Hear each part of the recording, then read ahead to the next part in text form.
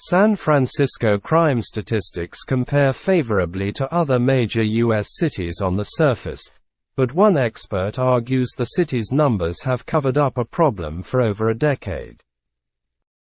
Crime is worse than the data shows, Charles Cully Stimson, Heritage Foundation's senior legal fellow and former prosecutor in San Francisco, told Fox News Digital. People do not report these crimes because when you have a DA who's pro-criminal and not going to enforce the law, the cops aren't going to go out and arrest somebody when they know the case is going to be no-papered. Stimson's comments come in the aftermath of the killing of tech executive Bob Lee, who was fatally stabbed in an area of San Francisco typically thought to be one of the city's safest and most upscale.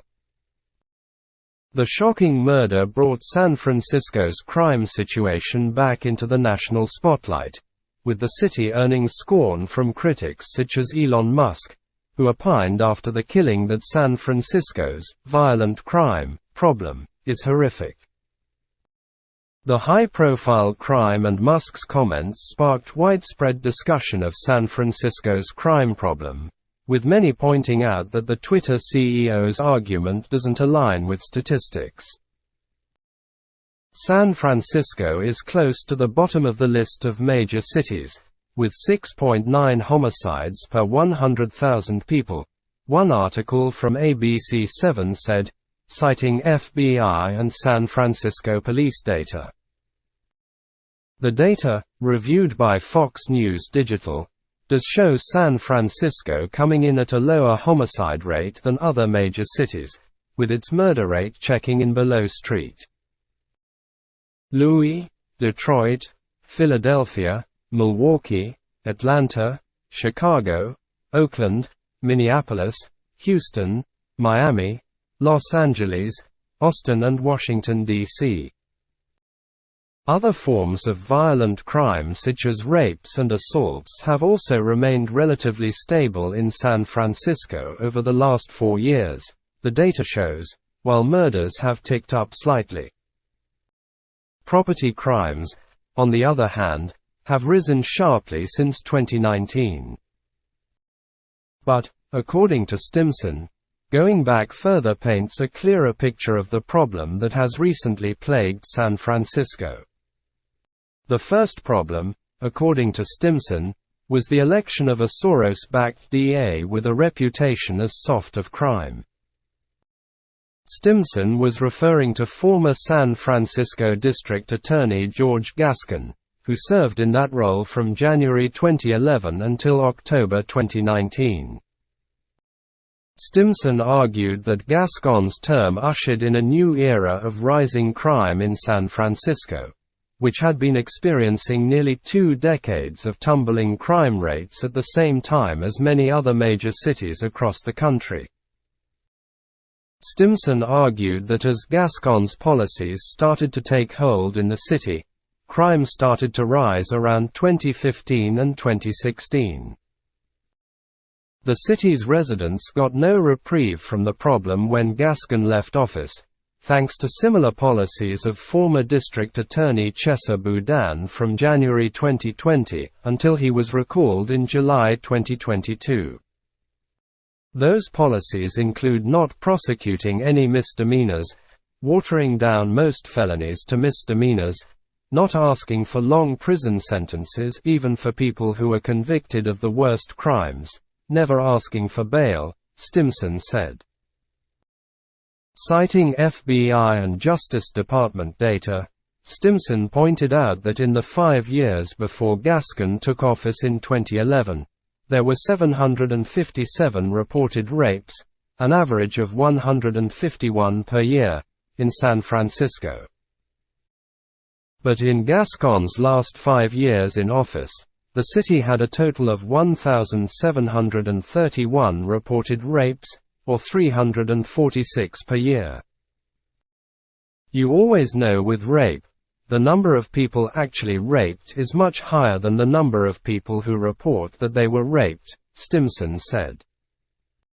He also pointed to aggravated assaults, which, in the 5 years before Gascon's tenure, tallied up to 11,921 reported incidents, or 2,384 per year. In the last 5 years of Gascon's term, that number jumped to 13,070, or 2,614 per year. Such policies continued under the watch of Boudin, producing crime numbers that continued to hover well over pre-2011 rates. San Francisco's crime issues did not stop with violent crime. The city has also had a surge of retail thefts that have forced many businesses to close their doors in recent years. Gascon and Boudin refused to prosecute retail thefts, Stimson said, citing a policy in which retail thefts under $1,000 went unprosecuted. You've seen the videos of people just engaging in the five-finger discount, walking into Target, walking into Nordstrom Rack, and just walking out during daylight with $950 worth of stuff, Stimson said. They refused to prosecute any of that. The lack of any serious threat of prosecution led many city residents and businesses to stop reporting the crimes altogether, a reality that has resulted in what is likely a vast undercount of such crimes in available statistics, he claimed.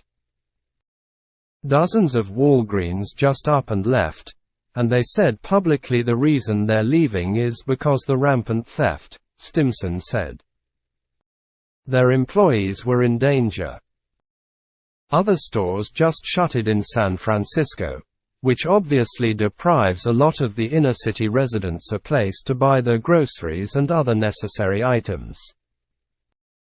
Other issues have continued to plague the city in the last decade, Stimson pointed out, including the defund the police movement and sanctuary city policies.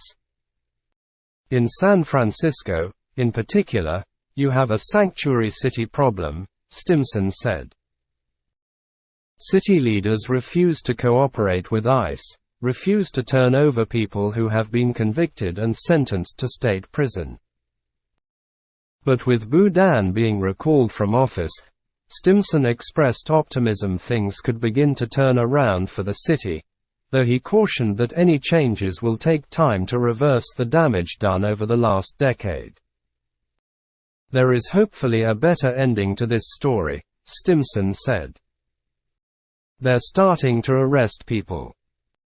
They're starting to roll up the tents where all these rapes and sexual assaults are happening. But it's still a sanctuary city, so illegal aliens, who represent a good percentage of people who have been arrested, they aren't being turned over to ICE even after they're convicted.